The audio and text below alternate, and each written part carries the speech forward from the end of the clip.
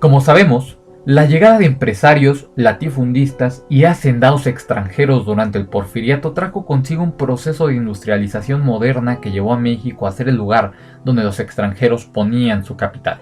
Esto provocó la pobreza extrema de millones de habitantes, los cuales fueron despojados de sus tierras para pasar a ser trabajadores esclavos en las haciendas de estos extranjeros.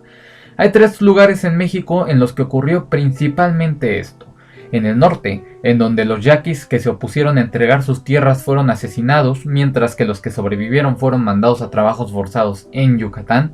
En el sur, específicamente en el estado de Morelos, en los famosos campos cañaverales, y en el sureste, particularmente en el estado de Yucatán, donde la industria henequenera adquiriría muchísima fuerza a finales del siglo XIX, dando como resultado que en la región solo se sembrara henequén, con cultivos de maíz, frijol, frutales y hortalizas para el consumo local.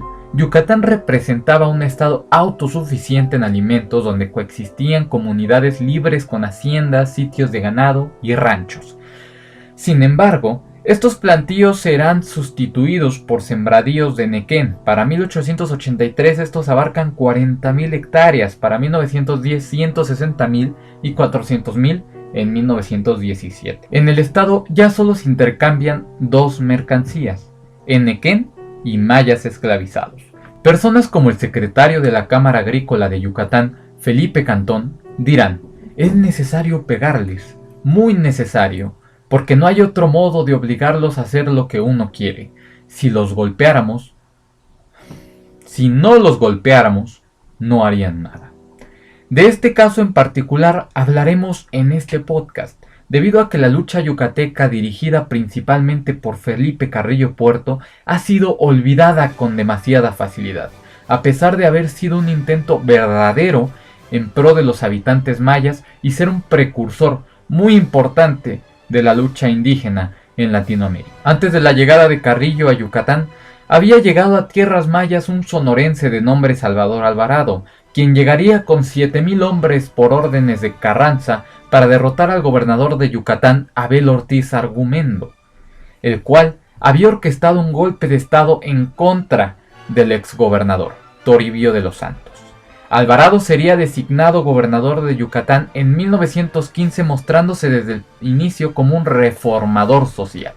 En conjunto con la ayuda del ya mencionado Felipe Carrillo Puerto, durante la gobernatura de Salvador se llevaron a cabo diversas reformas en pro de los trabajadores, aprovechando para esto el contexto de la Primera Guerra Mundial, en donde el henequén se había hecho indispensable y el precio de este subió considerablemente.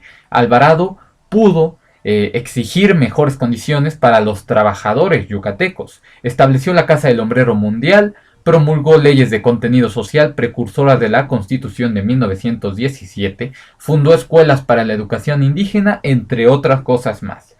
Lamentablemente su concepto de la redención de los esclavos del henequén no tenía nada que ver con la idea maya de la libertad, pero alguien con esta visión sí que había llegado ya a Yucatán. Felipe Carrillo Puerto nacería un 8 de noviembre de 1874 en Motul, Yucatán.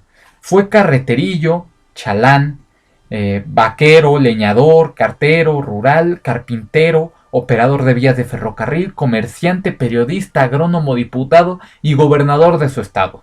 Todo esto solo con una educación primaria. Desde muy chico, Carrillo mostraría su interés en la liberación indígena. En alguna ocasión, de hecho, llegó a regalar una vaca, propiedad de su padre, a algún indígena, lo cual obviamente le ocasionó problemas graves con su padre, pero pues el niño hizo la acción, ¿no?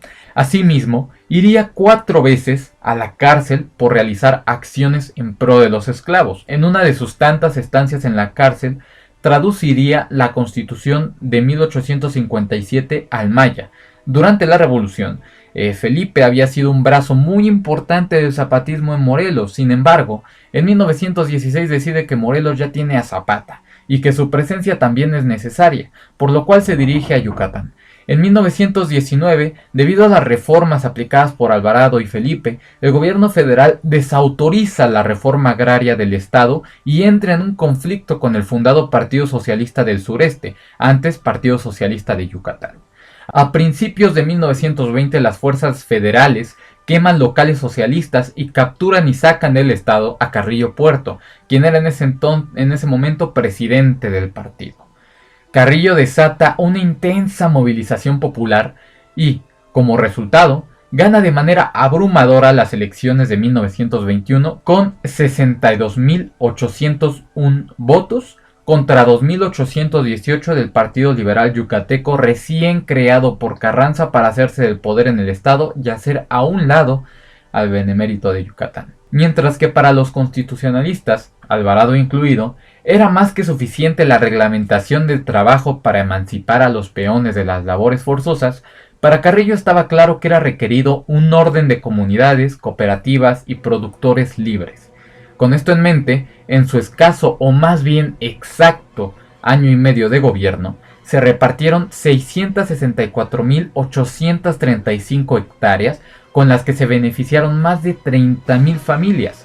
Creó cooperativas de producción y consumo, inició programas de socialización de la riqueza pública, declaró de interés público la industria nequenera, reduciendo la producción de fibra e impulsó la Liga de Medianos y Pequeños Productores de Nequén, lo que representó un enfriamiento directo con los hacendados nequeneros.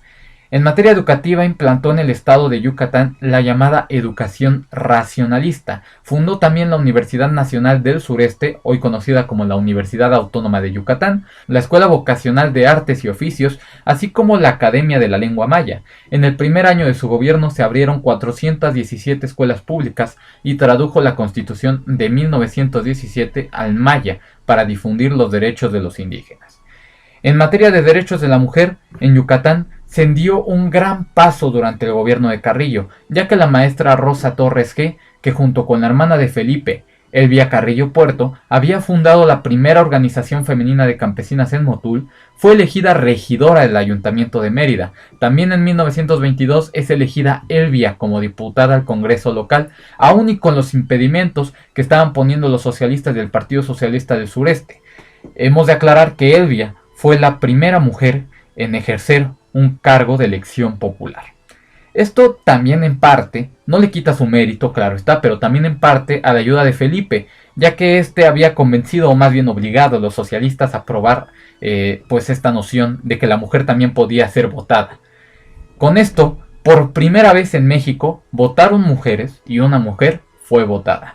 Así, en el mismo 1922, la Liga Central del Partido Socialista del Sureste publica 5.000 ejemplares del folleto La Brújula del Hogar, que tenía como contenido medios seguros y científicos para evitar la concepción, escritos por la luchadora feminista Margarita Sanger. Durante su gobierno, Felipe Carrillo Puerto crea el Museo Arqueológico e Histórico de Yucatán, que en su primer año es visitado por 17.000 personas, y con el apoyo de la Carnegie Institution of Washington, emprende la exploración de Chichén Itzá y la reconstrucción de ese centro arqueológico, que es la primera obra de este tipo realizada en México.